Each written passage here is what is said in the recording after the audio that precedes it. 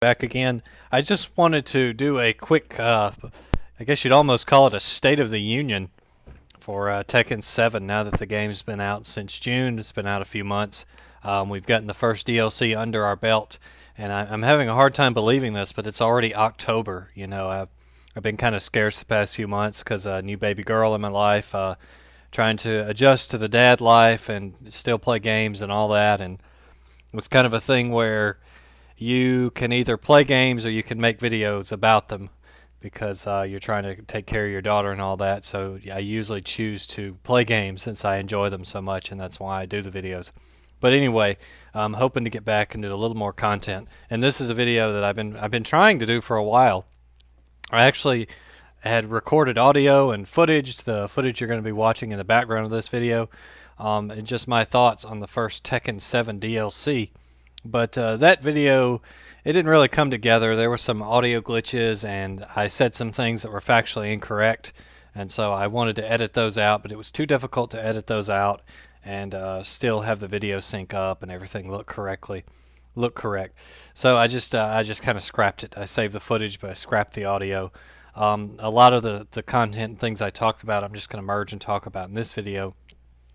One thing is Tekken 7 is out. And if you watched my review, I did an official Terenza review on it. I gave it a 7 out of 10.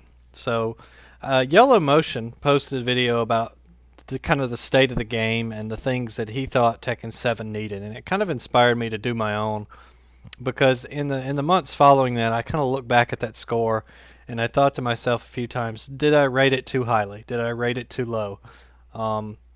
And so I'd just like to come and talk about the state of the game. As it stands now, there's been several patches. Some balance things have been adjusted. Lee actually got some buffs for once. I was very excited about that. There's been some patch stuff. I think there were one or two infinites with like Nina and Kuma and kind of these really rare situations, but they were patched out, so that's good. Patch-wise, I don't really have any problem with this game. Gameplay-wise, I don't have any problem with this game. Tekken 7 gameplay-wise is one of the most fun Tekkens I think there's been maybe since 5 and 5 Dark Resurrection, which is kind of one of my personal favorites gameplay-wise. Really solid game. I'm still on the fence about Rage Arts, and the more I play the game, the less I like Rage Arts. And it's not because they're a comeback mechanic or anything like that. You know, the big argument I see is that lots of people say, oh, the Rage Arts are a comeback mechanic and they punish the player who wins. And then people always counter and say, no, you should be playing with the awareness for Rage Arts to begin with. It's part of the game, you know, blah, blah, blah. Deal with it. Scrub, get good, go home, that kind of thing. And in my review, I think I said I was somewhere in the middle. I still am somewhere in the middle, but I'm leaning more towards the not side. And it's not even because that it's a comeback mechanic or that it's, you know, some factor that lets more casual players compete or anything like that. To be honest, supers have never been in Tekken. They just don't feel like Tekken. And they kind of take up a lot of time. You know, it's kind of like the X-rays in Mortal Kombat X. They're fun the first, 10 or 15 times you see them when you do them on your buddies. You know, like, I broke your spine or whatever. But after a while, they just kind of, it literally, when you activate a Rage Art, hit, miss, whiff, or otherwise, it stops the gameplay and you go into this little animation. Now, given most of them are pretty quick, but they still, they kind of break up the flow of the game. I have no doubt that their inclusion is what has kicked out replays, which were a staple of Tekken forever. There were always a replay of the last hit in the match. And instead we got slowdowns, which are, they're moderately cool, I guess, but I still miss the replay. And there's no reason you couldn't do both since replays were skippable. But now they don't do replays now that we have Rage Arts. So that's kind of getting back to review territory. Let's talk about the current state of the game. Right now, there's been a few free DLC items sprinkled in here and there, like the Taiko set, and a few free character panels just came out. My real concern with the game is that once you play the game a few months, the lack of single-player content really shines through.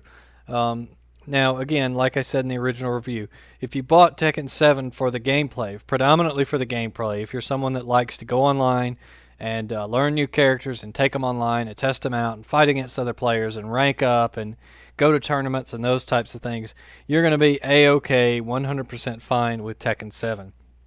If you are more a casual gamer who is more interested in the story of Tekken 7 and you like the idea of a fighting game, maybe you're not super competitive, but you like the story and you like the characters and the customization and that kind of thing, I still think you're going to be disappointed. I still think it's one of the most bare bones Tekken releases there is. You know, several times, if you go back and listen to my older videos where I talked about Tekken 7 information as it was drip fed to us and released in pre release and that kind of stuff, I mentioned several times how I thought you always got a great quality port when you bought Tekken. You know, it was a game that you could feel confident in buying on day one because it was always going to have a substantial amount of content. It was always going to be a lot of single player modes, a lot of good online features, and it was going to be a lot of fun to play. There were going to be lots of characters. But this time, I'm not so sure about that. I really had to eat my words. You know, I felt like I told my fans and subscribers that it was going to be a great port, and in some respects it is. In some respects it isn't quite one. If you play the game predominantly for the gameplay, yes, you got a great port. You got a great deal because, like Yellow Motion kind of said, you have bought the arcade version of Tekken 7 for $60. So congratulations for getting a $14,000 arcade cabinet put in your home with a customizable menu for the home, because that's kind of what it feels like. You got your single player arcade mode, which is laughable. It's 5 stages. The AI doesn't get harder. Like in Tekken 6, you know, depending on the rank of your character, the arcade ghost would get harder. That doesn't happen. It's just 5 battles. It's really the only way to fight Devil Kazumi outside of the story mode. So it's kind of worthless, especially since they knocked it to 5 stages. And again, for my review, I still do not understand why they could not have extended the arcade mode to at least 10 battles. I mean, my goodness, you didn't even have to make a new boss or anything. You just could have made it 10 levels just to make it seems like something. It just screams like shoehorned last minute because people would throw a fit if there wasn't an arcade mode in the game. And so it's just kind of, what's the point? You know, Treasure Battle itself is fun, but it's not as well featured as the Ghost Battle modes in previous games. And really, they're just the one-on-one fighting, and that's all they are. There isn't any team battle. There isn't any, any of these other group battles or other modes. And then the bonus game that has become kind of a staple since Tekken 3, there's always some kind of bonus game. It's sold as DLC, which brings me to my next point as far as the state of the game goes. Is the first DLC is absolute trite. It's terrible. Absolutely money-grabbing, despicable, vile thing by Namco Bandai, in my opinion. Let's just recap for those of you that don't know what you get. The first DLC is essentially Tekken Bowl, which has been a free mode in every other game, and then there has been, it's been there in 2 entries, I think Tekken Tag and then Dark Resurrection on PSP. It's kind of your bonus mode type thing. This time it's paid, and also some DLC customization items, but I'll get to those second. As far as Tekken Bowl goes, a lot of people are mad because they're like, oh, Tekken Bowl should have been free because it was always free in the past. Here's my take on that. Tekken Bowl, yes, it's a bonus mode. Yes, it feels like it should be free, but ultimately Namco can charge for whatever they want to. You know, that's whether it's morally right or not, whole different argument, but they can do whatever they want to. However, if you're going to upgrade Tekken Bowling to a paid DLC, it needs to be substantial enough to be a paid DLC. We talk about some good paid DLCs. I'm playing the multiplayer in Mass Effect Andromeda now that it's went on sale low enough to justify buying it. And if you look at the DLCs in Mass Effect 3, that's why I'm thinking of them, several of those were pretty substantial for what the cost was. You got a great bit of lore, you got a new mission to go on, probably some new weapons, you got new people to talk to, a couple of them gave you new squad members. Those are generally good DLCs that were worth the price. If you're going to make Tekken Bowl a paid DLC, you have to expand it to make it worth buying. But they didn't. It's just Tekken Bowl with the striker mode from Tekken 5 Dark Resurrection. You know, probably they just took the code that they had lying around from that, ported it, threw in a few kind of poorly done, in my opinion, animations for the characters that are unique to this version of Tekken Bowl, and called it done. You can't even use customized costumes because they couldn't be bothered to make sure all that stuff worked with the new animations, which just screams lazy to me. It's just not worth it. I was excited about Tekken Bowl. I bought it to see what it was like and to review it and check it out and all that. And I played it for a few days, and then it was back to the online matches and the occasional treasure battle and practice mode and pretty much your staples. If you're the competitive Tekken type, those are what you're going to use. Tekken Bowl should have been this bastion mode for these kind of casual single player gamers that bought the game. It should have been something for them, but there's no depth to it. Now you can see the characters' ratings and like their spin and their power, but that hardly makes the game, that DLC, worth buying as far as single player content worth doing. It's not something that you're going to mess around with just a whole lot, I don't imagine. And they didn't even put online functionality in it, so you're just playing it by yourself unless you have friends over to play Tekken often and you're not competing in the one-on-one mode and you just want to play a game of bowling maybe to break the monotony. It kind of makes it worthless in this day and age. Back in the day when online wasn't a thing, you could get away with putting this kind of content in games, but now you just about have to go online or go home if it's any kind of competitive thing like this. After all is said and done, the whole thing just sounds like a cheap idea. Like they're like, "Hey Harada, what can we put in this season pass?" And he said, "Oh, how about Tekken Bowl?" And they said, "Done. We'll sell Tekken Bowl. We got the code for it. We don't have to pay anybody to write it." Just bad practice. Especially after Harada's defense of the season pass was that this season pass is going to allow us to keep team on staff to continue working on the game after its release. Well, obviously you're not working on the game because how long, and I'm no expert, but how long could it have taken you to just grab that code from Tekken Dark Resurrection, slap some new models into it, and port it to Tekken 7? Because I guarantee you that's what they did to make this work. And they had the hooks in the game for the DLC before because PC modders and hackers found the hooks for Tekken Bowl before they had even announced what the DLC was. Everybody knew it was Tekken Bowl. Complete waste of time. And then we get to the costumes that came out, and this is the most insulting part. Whether Tekken Bowl was insulting or not to be offered, it was what it was. It is what it is. It was Tekken Bowl. You got what you paid for. But they also advertised all these great swimsuit costumes and all these, things that were going to be for the characters. But they're terrible. They're terrible. It's bad practice. All right, for the first thing, all these costumes that they're touting, they say they're costumes for every female character. It's about 3 different costumes that can be used on every character. And in my mind, that's different than saying costumes for every female character. Now, obviously, the language is kind of the same there. You can kind of play with that. But it tends to make you think that this DLC will include unique individual DLC to each character, but it does not. It gives you about 3 swimsuits for the girls and a few for the boys. They get like the Japanese fundoshi, I believe it is, the Japanese diaper outfit from Tekken 4. They all get that. And the girls all get a couple of swimsuits. And these swimsuits are the bikini that Lily wore in the promotional material for Dark Resurrection. I don't know if you've seen that Girls of Tekken thing. I think it was where they have Lily by the beach in the fancy gold bikini or whatever. But every character gets that. Every girl character gets that. And they also get this kind of flowery swimsuit thing, which is just a direct port of something that was in Tekken 2. The kicker is, of course, that all of these items were in the arcade version of Tekken 7 for literally years. If you think about how long Tekken's been out, Tekken 7's been in the arcades a while now. It just took us forever to get a port.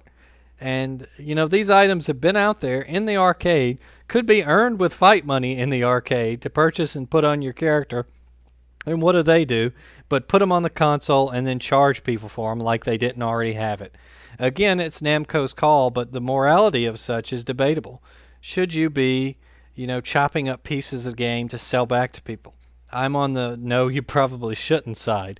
It's the thing where just because you can does not mean that you should type thing. It just doesn't seem right. I don't think it is right. It's bad practice. But the whole DLC is a bust, man. It's terrible. You're getting this bowling mode that doesn't even have online functionality and gets boring after about, I don't know, a week's worth of use, if that much, especially if you don't have anybody locally to play it with. And, these, we'll say what it is, maybe 10, if that many, maybe 6 or 7 even, costumes for these characters. And it's totally not worth it. It's not worth your money, and most of it's already out there anyway. They just held it from the original release to sell it back. Probably because they knew how sparse the season pass would be if they didn't put something besides Tekken Bowl in with the first DLC as it was. But that's kind of what we have now. We're up to DLC 1. Of course, on the DLC roadmap, Geese is coming, not till December. Still can't believe it's already October 2017, but we can expect Geese in December, and probably some more costumes from the arcade version that they're going to sell you as part of DLC 2, to be perfectly honest, which is Geese. Very disappointing. Let's just hope that we get some free classic characters in there. Namco never came out and said this. A lot of people are, calling Harada a liar or, fussing at Namco because, there's no classic characters put into the game yet.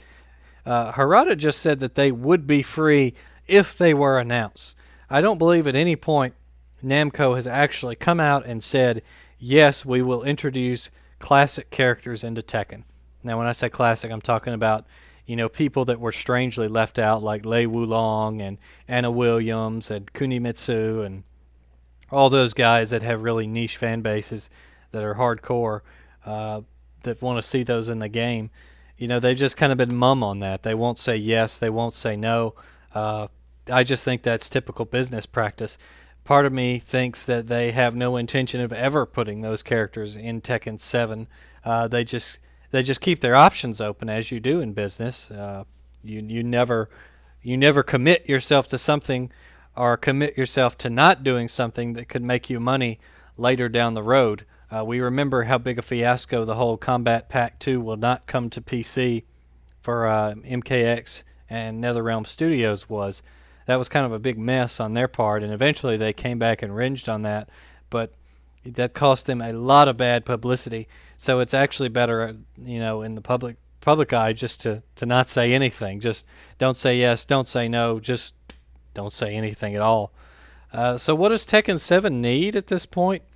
I think it would be great to put just some basic single-player modes back into the game. As I've gotten older, I've turned into one of the more competitive players. When I get online or get on PS4 and play Tekken, usually what I'm doing, I'm either hitting practice mode to learn, new moves and combos and setups and situations, or I'm playing online against other people, kind of testing my skills, as it were. I'm not really playing the team battle or the Tekken Force or the whatever, survival mode, whatever it may be. But I've come to miss those things now.